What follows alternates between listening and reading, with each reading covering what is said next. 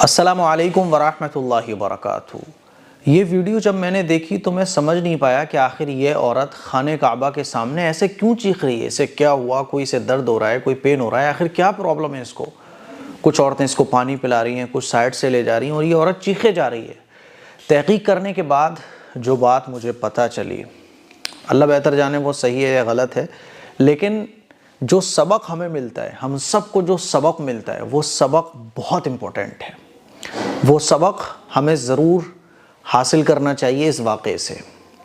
یہ جو عورت ہے اصل میں یہ عمرہ کرنے کے لیے گئی ہوئی تھی، اور جب یہ حرم میں پہنچی تو خانہ کعبہ اس کو نظر ہی نہیں آ رہا تھا، جو پتہ چلا ہے خبروں سے۔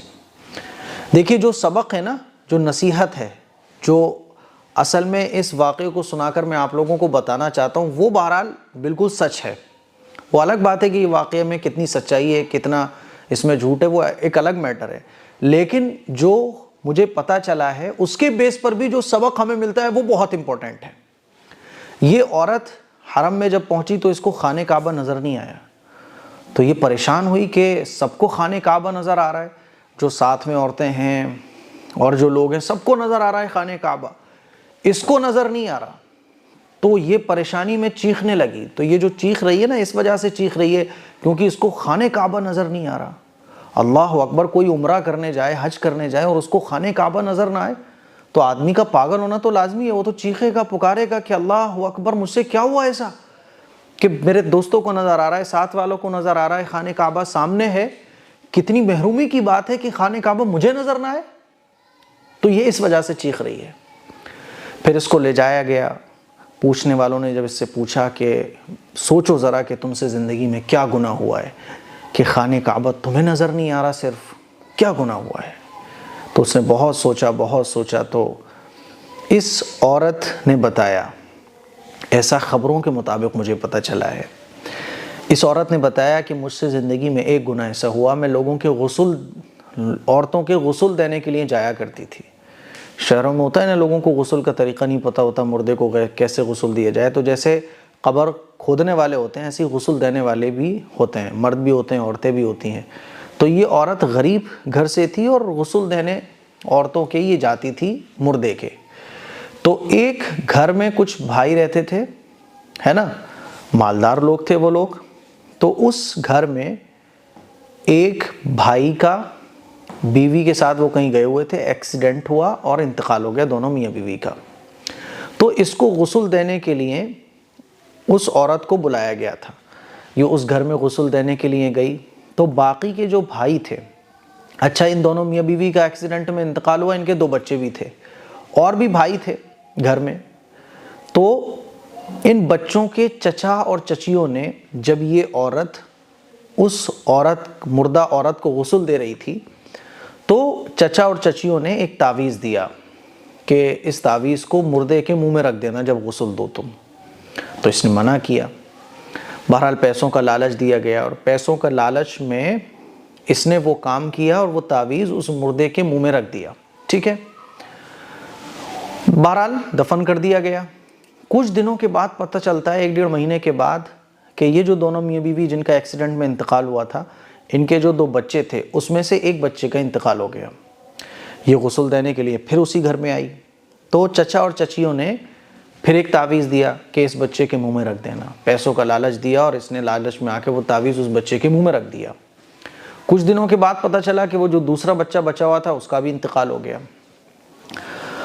تو اس کو احساس ہوا کہ آخر یہ جو تعویذ مجھ سے رکھوائے گئے، تو یہ باقی جو بھائی تھے اس مرنے والے کے، تو باقی بھائیوں نے اپنی بیویوں کے ساتھ مل کر اس بھائی کی جو زمین جائیداد جو اس کے حصے میں آ رہی تھی وہ بچوں میں چلی جاتی، تو ان دونوں بچوں کو نپٹانے کے لیے سفلی عمل اور کالا جادو کروایا اس تعویذ کو اس کے منہ میں رکھوا کر۔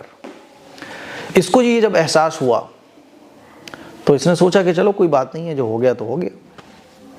اس نے اپنے اس جرم کا اقرار کیا کہ میں نے وہ جو غلطی کی تھی، شاید اللہ تعالیٰ نے اس غلطی کی، اس گناہ کی میں توبہ نہیں کر پائی اللہ سے، اور پیسوں کے لالچ میں آ کر میں نے اتنا بڑا ظلم کر دیا کہ ناجائز اور حرام کام مردے کے منہ میں تعویذ رکھنے کا میں نے کیا۔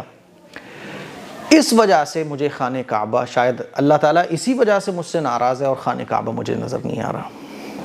میرے عزیز بھائیوں، میری بہنوں، یہ واقعی میں کتنی سچائی ہے یا نہیں ہے وہ ایک الگ میٹر ہے، لیکن اتنا تو طے ہے کہ جب ہم اپنی زندگی میں کوئی ایسا گناہ کرتے ہیں، ایسا کوئی کام کرتے ہیں جو اللہ کے غضب کو جوش دلانے والا ہوتا ہے، اللہ کو ناراض کرنے والا ہوتا ہے، میرے عزیز بھائیوں، اللہ تعالیٰ بڑی بڑی عبادتوں سے ہمیں محروم کر دیتا ہے۔ ہمارے پاس پیسہ ہے لیکن ہم زندگیوں کے 10 سال گزر گئے ہماری، لیکن ہم حج کرنے نہیں جا پا رہے۔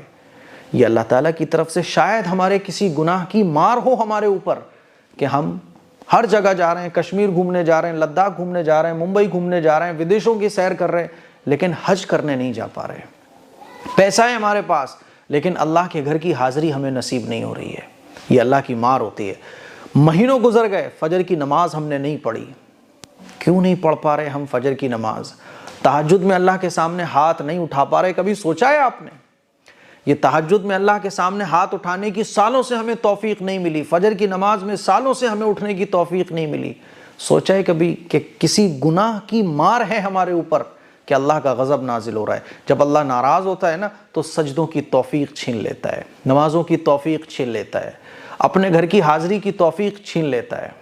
میرے عزیز بھائیوں، میری بہنوں، گناہوں کی نحوست ہوتی ہے یہ، اور کبھی کبھی اللہ تعالیٰ عبرت کے لیے ایسا بھی کرتا ہے جیسے اس خاتون کے ساتھ ہوا۔ ضروری نہیں ہے کہ ہر گنہگار بڑے سے بڑا گنہگار ہو تو اس کو خانہ کعبہ نظر نہ آئے، اس کے ساتھ کچھ اور معاملات ہوتے ہیں، کچھ اور اچھے کاموں کی توفیق اس سے چھین لی جاتی ہیں۔ اور کبھی کبھی دنیا کی عبرت کے لیے اللہ تعالیٰ ایسے بھی کرتا ہے کہ یہ عورت خانہ کعبہ کے سامنے پہنچی لیکن اس کو خانہ کعبہ نظر نہیں آ رہا۔ کیوں نظر نہیں آ رہا؟